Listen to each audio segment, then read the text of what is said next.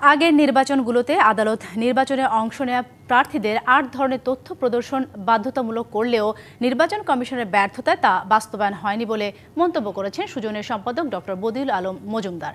সকালে রাজধানীর একটি হোটেলে আন্তর্জাতিক তথ্য জানার অধিকার দিবস উপলক্ষে আয়োজিত এক সেমিনারে এ মন্তব্য করেন তিনি। বলেন, আবারও নির্বাচন কমিশনকে এ বিষয়ে অবহিত করা হয়েছে।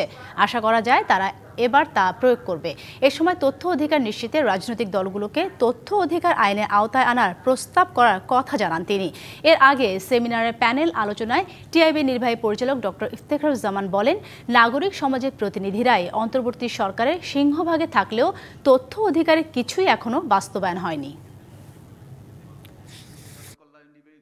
ইউনিভার্সাল কার্ডিয়াক হসপিটাল, আপনার হৃদয়ের আরো কাছে।